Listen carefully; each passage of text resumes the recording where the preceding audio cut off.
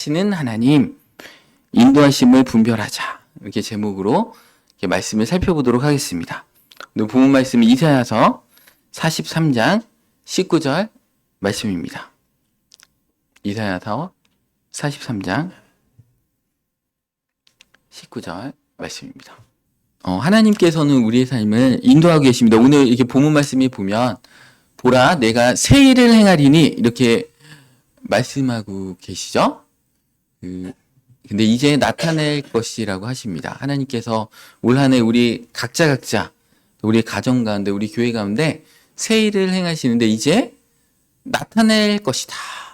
근데 너희가 그것을 알지 못하느냐, 깨닫지 못하고 있느냐 하시면서 반드시 내가 광야에 길을 내고, 광야는 울퉁불퉁하고 돌도 있고 이게 차가 다니기 용이하지 않은 길인데, 그죠? 걷기도 힘든 길인데 광야에 길을 내고, 광야에 막 낭떠러지도 있고, 그죠? 계곡도 있고 어려움이 있죠. 물은 없겠죠. 근데 이제 그런 곳에 길을 내시고, 또 사막에 물 한 방울 없는 곳에 강을 내신다. 그러니까 하나님의 역사는 이와 같이 이렇게 대단합니다. 이 성경을 이렇게 읽어보시면, 또 우리의 삶을 돌이켜보면 하나님께서 불가능하다고 하는 그런 시간에, 그런 장소에서 놀랍게 역사를 이루시죠. 오병이어 기적을 행하실 때도 광야에 빈들이고 날은 어두워가지고 아무것도 없는데 보리떡 5개, 물고기 2마리, 어린아이의 그 작은 도시락을 주님께 드렸을 때 그것을 가지고 놀랍게 역사하셨던 주님의 역사심이 있습니다. 우리 삶 가운데도 그런 일들이 너무나 많이 있습니다. 그래서 그 일들을 어떻게 행하시는가 올 한 해 기대하시면서 이렇게 나아간다는 의미로 오늘 이렇게 설교 주제를 이렇게 뽑았습니다. 그래서 때때로는 우리가 제대로 느껴지지 않을 때도 있죠. 하나님의 인도하심을. 그러한다고 할지라도 하나님은 항상 우리의 삶 가운데서 일하고 계십니다. 끊임없이 우리가 인정하지 않던, 느끼지 않던 하나님은 인도하고 계십니다. 그래서 손을 뻗어서 우리 가운데 새 길을 열어주시는데, 그 하나님이 일하심에 여러 가지 그 표징들이 있습니다. 그 표징들이 이제 크게 여러 가지들이 있는데 그거에 대해서 하나씩 살펴보도록 하겠습니다. 우리가 이제 처음 가는 길에 내비게이션, GPS 장치가 있다면 그 내비게이션의 인도하는 대로 우리가 따라가면 됩니다. 그런 것처럼 하나님께서는 우리 삶을 이끌어 가십니다. 친히 내비게이션이 되셔서 이끌어 가십니다. 그래서 말씀으로 우리가 때로는 깨달을 수 있고 성령님의 인도하심을 날마다 이렇게 경험하게 됩니다. 하나님의 그 인도하심을 우리가 깨닫는다면 믿음으로 전진하면 되는 것입니다. 하나님은 우리와 함께 계시면서 우리에게 때로는 닫힌 문을 주시기도 하고 열린 문을 주시기도 하시면서 우리를 이끌어 가십니다. 우리는 닫힌 문을 만날 때 이렇게 질문을 합니다. 나한테 왜 이런 일이 일어날까? 이거는 이제 신앙이 연약하신 분은 이렇게 질문하는 것입니다. 내가 왜 나한테 이런 일이 일어날까? 이러면 내 신앙이 아직 어리구나 이렇게 생각하시면 됩니다. 근데 성숙한 자는 어떻게 질문합니까? 왜라고 묻는 대신에 하나님께서 이 일을 통해서 나에게 무엇을 하실까? 이것을 기대하고 생각하는 자는 성숙한 자입니다. 요한계시록 3장 7절 말씀에도 보면 빌라델비아 교회 사제에게 편지하라. 거룩하고 진실하사. 주님은 진실하신 분입니다. 다윗의 열쇠를 가지시니 천국 열쇠를 가지셨죠? 곧 열면 닫을 사람이 없고 닫으면 열 사람이 없는 그가 이르시되 볼지어다 내 앞에 열린 문을 두었으되 능히 닫을 사람이 없으리로다. 내가 내 행위를 아는 네가 작은 능력을 가지고서 내 말을 지키며 내 이름을 배반하지 아니하였도다. 다윗의 열쇠를 가신 주님께서 열면 열 자가 없고 닫으면 열 자가 없고 열면 닫을 자가 없는 그 분께서 우리 앞에 열린 문을 두었다고 말씀하십니다. 결국에는 닫힌 문일지라도 열린 문이라는 것입니다. 우리가 작은 능력을 가지고 주님의 이름을 배반하지 않고 나아가면 주님께서 아무도 닫을 수 없는 그 열린 문을 우리 가운데 열어주신다. 광야의 세기를 내시고 사막의 강을 내신다는 것입니다. 우리가 잃어버렸다고 생각하는 그 기회조차도 그 모든 것을 주님께서 절대적으로 통제하고 계시다는 것을 여러분들이 아셔야 됩니다. 이게 닫힌 문을 만나면 우리는 고통을 느끼고 산만하고 마음에 번민이 일어나게 됩니다. 성경에 나오는 이 모세의 이야기를 봐도 그렇죠. 이집트의 왕자로서 막 지위를 잃고 광야로 도망갔을 때 막다른 골목에 자기 인생이 처했을 때 자기에게 주어졌던 그 특권과 지위와 그 안락함이 다 무너진 거죠. 하루아침에. 왕자 됐다가 갑자기 거지 됐으면 어떻습니까? 우리 그런 분은 없잖아요. 갑자기 대통령 됐다가 막 갑자기 막 이렇게 물러나게 되는 이런 분은 없잖아요. 이렇게 우리는 높이 올라가지 않았기 때문에 떨어져도 별로 충격이 심하지 않습니다. 근데 높은 에베레스트산 같이 올라갔던 사람이 낭떠러지로 떨어지면 어떻게 되겠습니까? 우리가 떨어지는 것은 사실은 크게 떨어지는 건 아닙니다. 성경의 인물들에 비하면 되게 약소한 경우들이 많이 있습니다.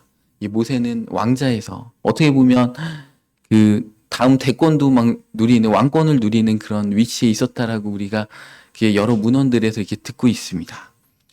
자신의 어떤 정체성도 상실하고 그렇지만 하나님께서는 그 닫힌 문 너머에 원대하신 계획을 세우고 계셨습니다. 이 모세를 통해서 이스라엘 백성들을 노예에서 해방시키시고 약속의 땅으로 인도할 지도자로 이렇게 세우셨기 때문에 모세는 이러한 시련들을 겪어야 됐습니다. 모세에게 궁정의 문이 닫혔지만 큰 목적을 향해서 열린 문이 있었다는 것입니다. 우리 삶에서도 하나님께서는 종종 방향을 바꾸시고자 하실 때 우리가 겉으로 볼 때는 닫힌 문처럼 보이는 그런 현상들이 우리 삶 가운데 일어납니다. 때로는 우리가 이상적으로 여겼던 그 직업을 잃어버리거나 인간관계가 막 끊어질 수도 있고요. 우리가 주님의 이름으로 막 봉사를 하고 사역을 하고 선교를 하는데 그게 막혀버리는 거예요. 바울도 소아시아에서 열심히 전도하는데 성령님이 막으시잖아요. 계속 막으시니까 일로 가고 또 막으시니까 절로 가고 그러다가 드로아에 갔더니 평생의 주치 누가를 만나지 않습니까? 자기의 연약한 육체를 계속 돌보주는 누가를 만나고 또 빌립보에 가니까 자주 상상 루디아를 만나고 고린도에 가니까 브리스길라와 아굴라 부부를 만나고 고린도에 갈 때 혼자 갔어요.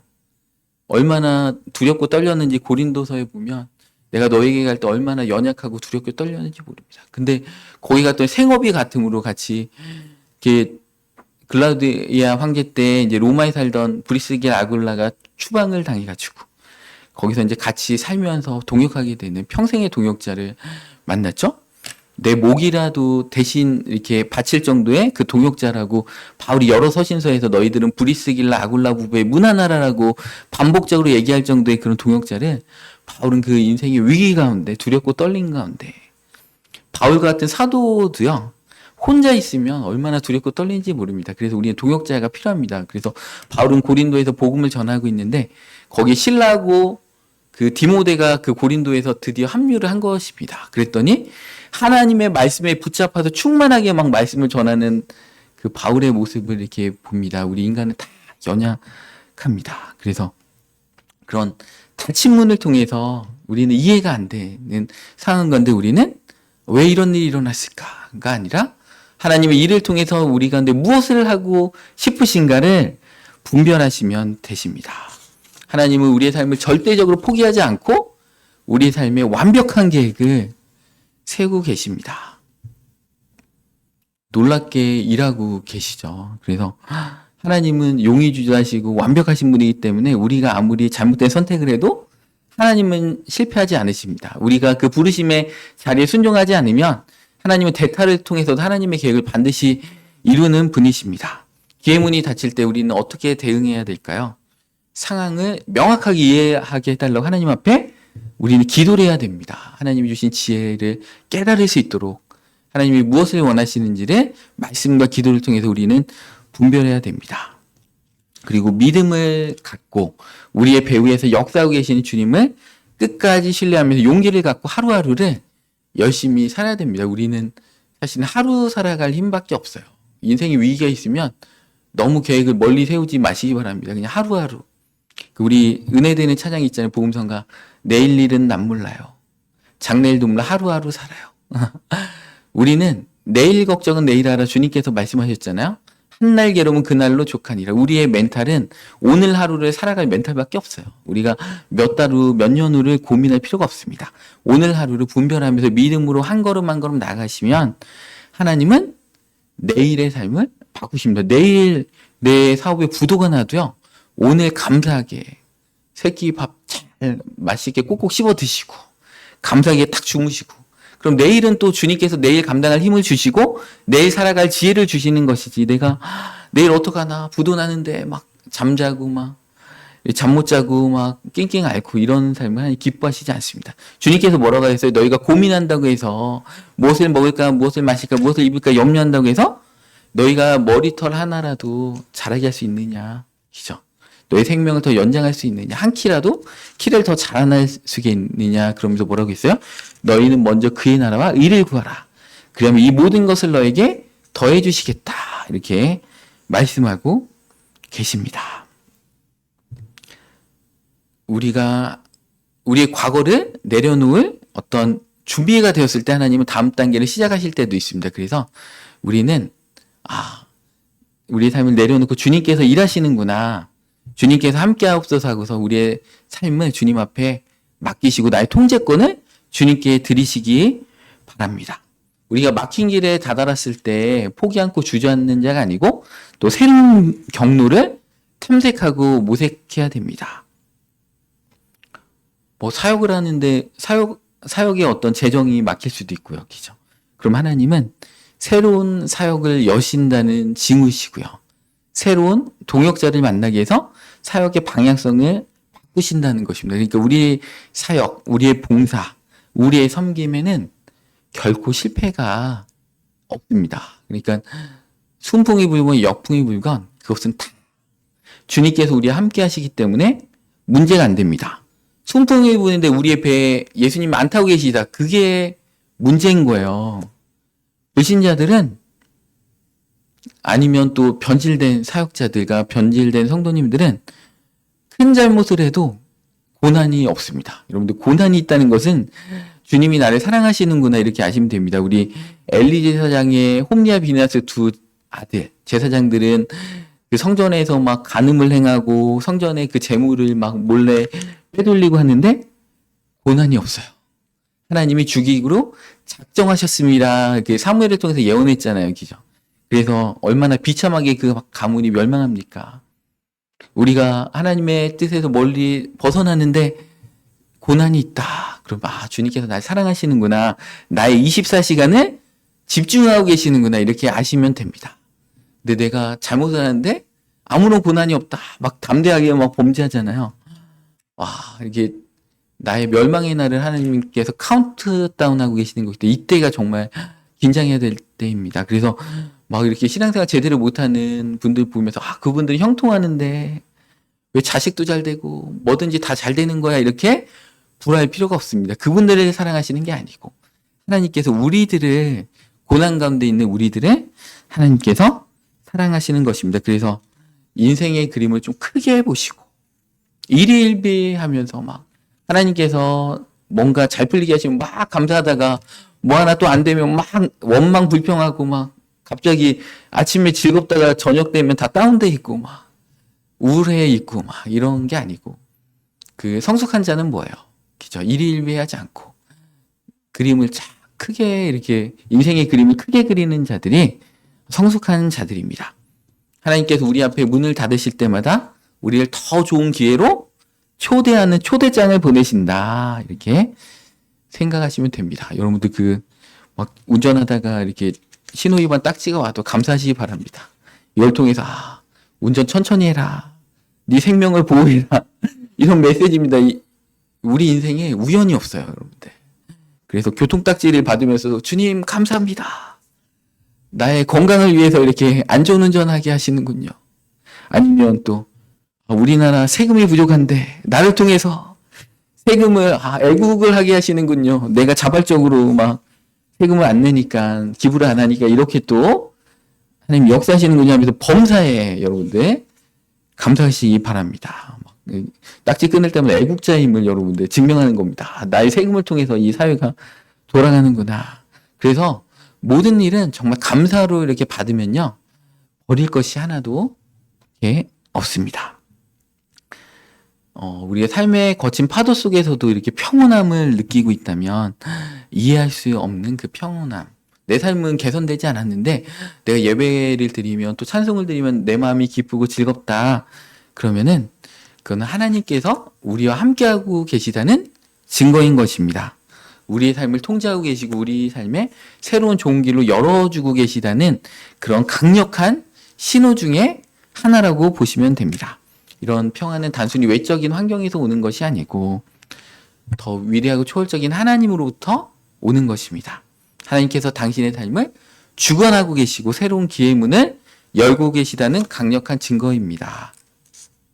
빌립보서 4장 7절 말씀에도 그리하면 모든 지각에 뛰어난 하나님의 평강이 그리스도 예수 안에서 너의 마음과 생각을 지켜주신다. 이렇게 말씀하고 계십니다. 이러한 평안은 우리의 둘러싼 환경이나 상황에 좌우되지 않습니다. 모든 난관을 해소할 수 있는 강력한 평안함을 하나님께서 주십니다. 다니엘이 사자굴에 이렇게 던져졌을 때 다니엘은 여러 위기들을 만났잖아요. 그런데 다니엘은 놀라운 평안함을 유지했습니다. 그 어떤 신상 외에 다른 신에게 기도하면 잡아서 사자굴에 넣는다고 해도 변함없이 그 평안함 가운데 하루에 3번 창문을 열고 예루살렘 성전터를 향해서 기도했습니다.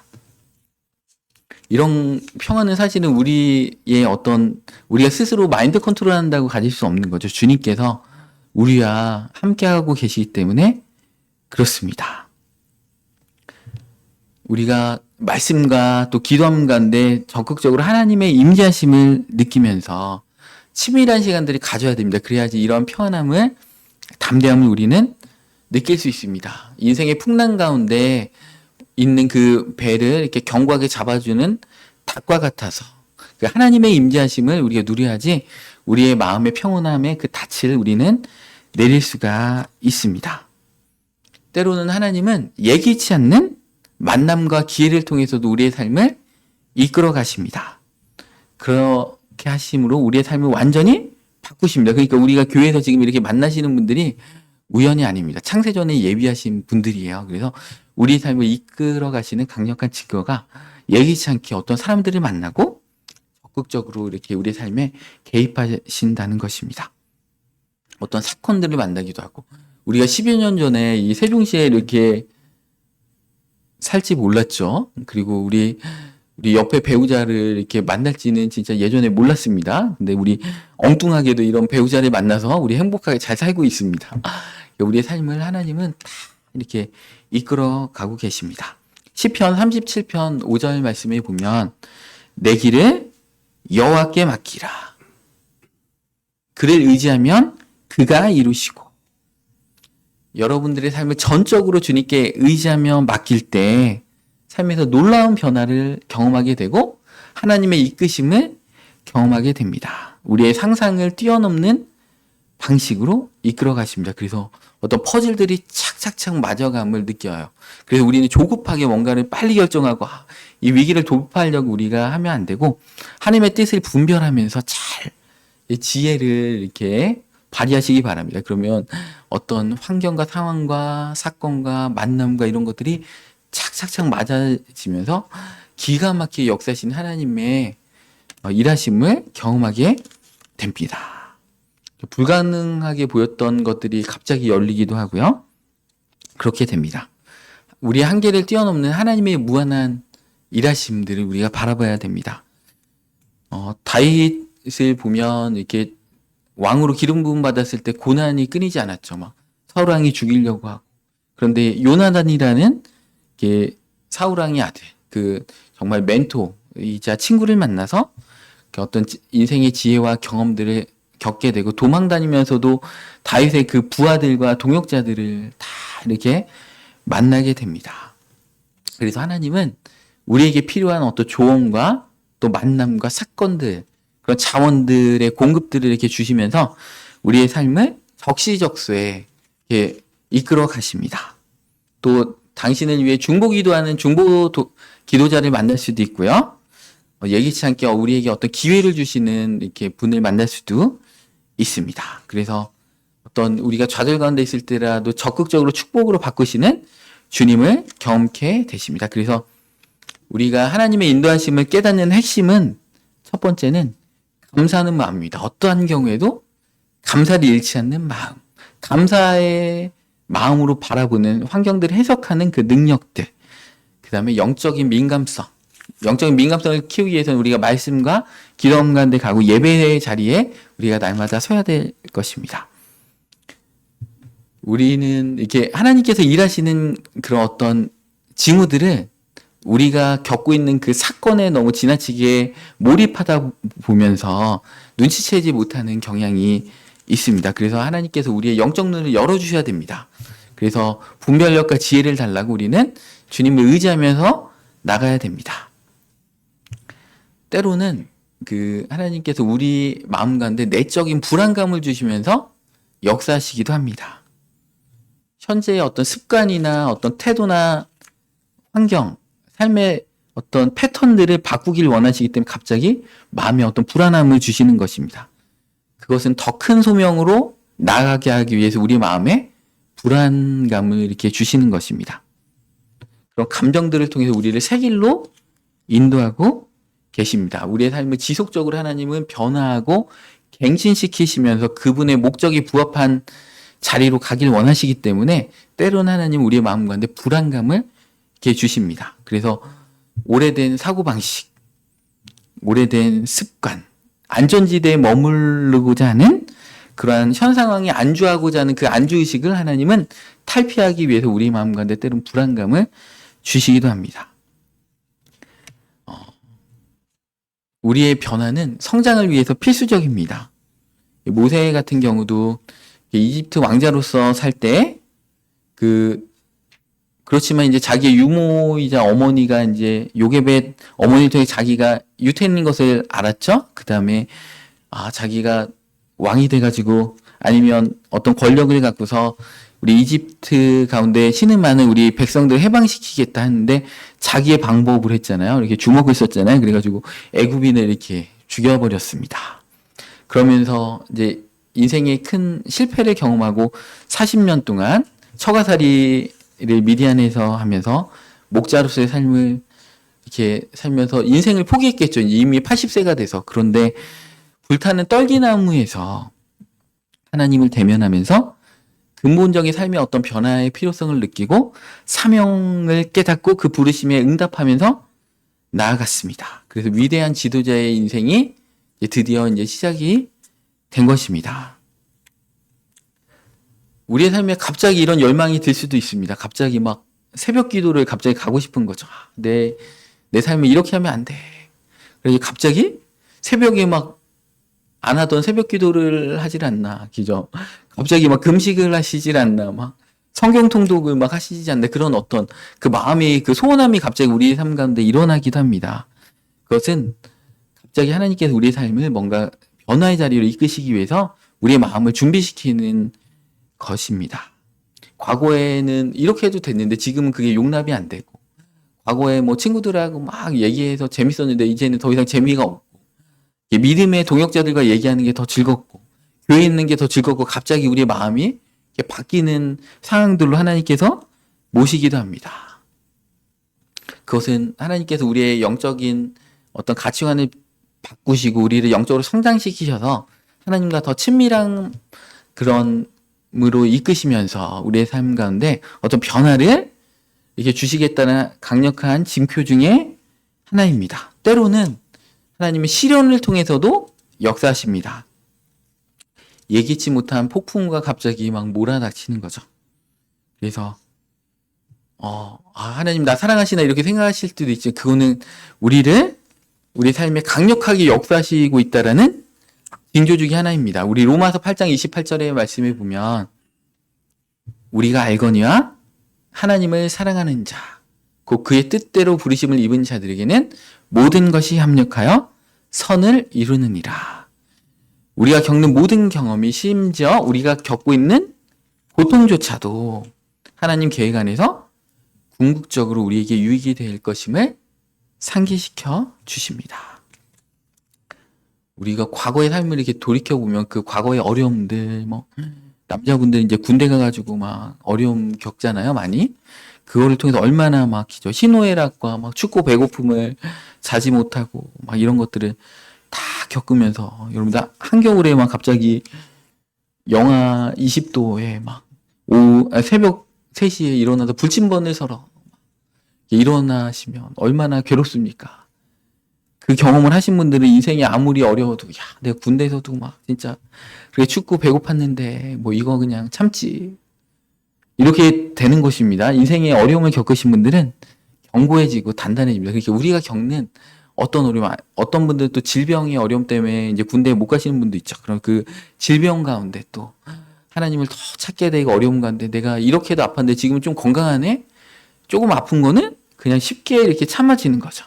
하나님 그렇게 역사 계십니다. 이 시련의 시기 가운데도 하나님은 놀랍게 역사하고 계십니다. 우리의 신앙을 단련하고 또 우리의 인격을 성숙시키고 그러시면서 그분의 계획을 준비시키고 계십니다. 이 다니엘과 같이 똑똑한 귀족 출신의 청년도 포로로 잡혀가서 낯선 땅에서 이렇게 다양한 어려움들을 막 겪고 있습니다. 그래서 여러분들 우리의 자녀를 다니엘과 같이 요셉과 같이 이렇게 놀랍게 하나님 쓰임받게 해주십시오. 그렇게 기도하면 어떻게 됩니까? 요셉은 막 종살이하고 깜빵 가고 막 그러면서 다양한 고난의 불을 막 겪으면서 그렇게 인생의 쓴맛을 다 보면서 하나님 앞에 놀랍게 쓰임받기 때문에 여러분들 자녀를 정말 사랑하시면 우리 자녀는 크게 안 쓰셔도 좋으니까 평탄한 삶을 살게 하여 주옵소서 이렇게 하시면 안 됩니다. 그렇게 기도해도 하나님께서 우리 각자에게 주신 어떤 계획들, 인생의 비전들이 있기 때문에 하나님이 놀랍게 역사하십니다. 여러분들 금을 정련하는 과정을 보시기 바랍니다. 그 용광로에 들어가서 이렇게 24K 순금이 되려면 어떻게 됩니까? 24번 들어가서 그 불순물을 다 이렇게 제거해 버려야 됩니다. 18K로 쓰임받는 분은 18번만 이렇게 들어가서 적당하게 이제 철하고 이렇게 섞이면 되는데 내 인생이 왜 이렇게 고난이 끊이지 않는가? 그럼 나를 정금과 같이 욥과 같이 단련하신 후에 내가 정금과 같이 나오리라 이렇게 보시면 되십니다. 고린도후서 4장 7절 말씀에 보면 우리가 이 보배를 질그릇에 가졌으니 이는 심히 큰 능력은 하나님께 있고 우리에게 심히 있지 아니함을 알게 하려 함이라. 하나님의 크신 능력을 우리는 이 연약한 육체의 이 질그릇에 갖고 있습니다. 그러면서 우리는 연약하기 때문에 바울도 사탄의 가시가 있었잖아요. 그래서 그리스도의 능력이 온전한 바울과 같이 막 놀라운 사도도 막 그 간질병이 있어가지고 하나님께 기도했더니 하나님이 응답 안 해주셨잖아요. 설교하다가 간질해봐요. 막 죽은 자도 살리고 놀라운 사도인데 설교하다가 갑자기 개거품 몰고 막 쓰러지면 얼마나 정말 이렇게 창피하고 사역에 어려움이 있겠습니까? 그러니까 주님을 날마다 바울이 의지하게 되는 거죠. 그랬을 때 주님께서 그 기도에 응답하지 않으시면서 그리스도의 능력은 약할 때 온전해지기 때문에 내가 네 기도에 응답하지 않는 거야. 그랬더니 바울이 나의 약함을 내가 자랑하고 기뻐하면서 이렇게 간증하지 않습니까? 본인들의 약함을 자랑하고 기뻐하는 단계까지 나가야 됩니다.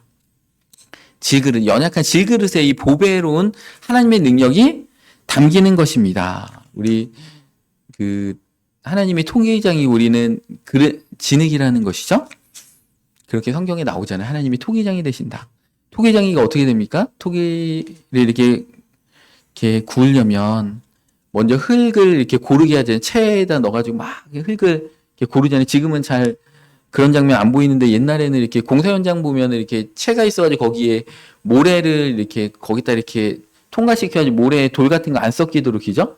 모래를 이렇게 통과시키고 그 다음에 시멘트하고 막 이렇게 비비잖아요. 그런 것들을 막 물 이렇게 주전자로 따라가지고 막 이런 양동이 따라가지고 이런 것들 이렇게 골목 지나가다 많이 이렇게 봤습니다. 그런 것처럼 그 토기장이는 흙에 어떤 돌이나 불순물이 없도록 이렇게 잘게 이렇게 막 이렇게 고르는 작업들 합니다. 그래서 우리 인생에도 우리의 모난 부분들, 돌이 있으면 하나님은 고난을 통해서 우리의 모난 돌들을 다 빼시는 거죠. 그래서 내 삶이 이렇게 막 그 토기의 그 진흙처럼 막 이렇게 고르게 모난 것 하나도 없이.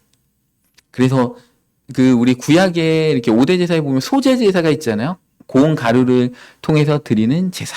예수님의 그 인격을 상징하는 것입니다. 예수님의 인격은 모난 것이 없고, 이렇게 그 어린 양으로서 주님 앞에 온전히 순종하셨던 것처럼 이 고운 가루의 소제 제사 그처럼 우리가 우리의 그 모난 것 없이 우리의 진흙과 같이 이렇게 잘 고르게 흙을 고르게 함과 같이 이렇게 되면 어떻게 됩니까? 거기에 우리의 의지와 우리의 계획과 상관없이 하나님이 우리를 빚어버리시는 거죠. 나는 빠르게 이렇게 반듯하게 이렇게 있고 싶은데 이렇게 막 높게 이렇게 서고 싶은데 하나님 우리를 낮고 옆으로 막 이렇게 구부려가지고 이렇게 빚어버리십니다. 고통스러운 거죠. 난 그러고 싶지 않은데. 딱 빚었구나. 이제 흙을 고르게 하는 과정도 끝나고 이제 빚어서 이제 데리고 다니는데 어떻게 됩니까? 막 고약한 유약을 막 발라버리는 거죠. 유약통에 그냥 넣어버리는 거, 통째로 넣어버려야지 숨도 못 쉬게. 이제 끝났구나. 그리고 또 이제 웬걸 하면서 이제 막 그 불가마에다 넣어가지고 막 인생에 막 불과 같은 그 경험을 막 느끼게 이렇게 하십니다. 그래서 나왔으니까 이제 고생 끝났구나. 다시 또 유약을 막 발라가지고 막 숨 못 쉬게 하고 또 다시 불가마에 막 넣어가지고 막 이렇게 몇 번을 딱 해가지고 완벽한 하나님 쓰시기에 합당한 그릇이 되는 것입니다. 그러니까 여러분들 나의 삶에 왜 이렇게 반복적인 고난이 있나 하나님께서 놀랍게 쓰기를 원하신다. 오늘 준비한 건 많은데 지금 반밖에 못했네요. 다음 주에도 이어서 2편 해야 될 것 같은데 오늘 본문 말씀 다시 한번 띄워주시기 바랍니다. 이사야서 43장 19절 말씀, 우리 교회 한 해 표입니다. 보라 내가 새 일을 행하리니 이제 나타낼 것이라. 이제 하나님께서 놀랍게 나타낼 것입니다. 제가 그 연말부터 막 연초에 하나님으로부터 놀라운 약속들을 많이 받았습니다. 그래서 우리 교회 가운데 올해 놀라운 일들이 일어날 것입니다. 우리 또 교회 우리 성도님들의 각 가정 가운데 놀라운 일들이 일어날 것입니다. 이제 나타낸다고 하십니다. 우리의 삶에는 광야의 길을 내는 것들 정말 불가능해 보이잖아요. 사막의 강을 내시고 요셉이 막 깜빵에 있다가 총리로 딱 올라갈지 몰랐잖아요. 요셉의 계획에는 없었잖아요. 그죠? 하나님께서 우리의 삶을 놀랍게 이끌어 가실 것입니다. 그래서 이 놀라운 축복 가운데 오늘 말씀을 잘 이렇게 되짚어 보시면서 우리가 하나님께 우리의 삶을 의뢰하고 하나님의 선하신 주님을 바라보면서 나갈 때 우리 삶에 놀랍게 역사하시는 그 하나님의 축복이 올 한 해 가운데 우리의 모든 성도님들의 삶 가운데 가득하시기를 이 시간 축복합니다.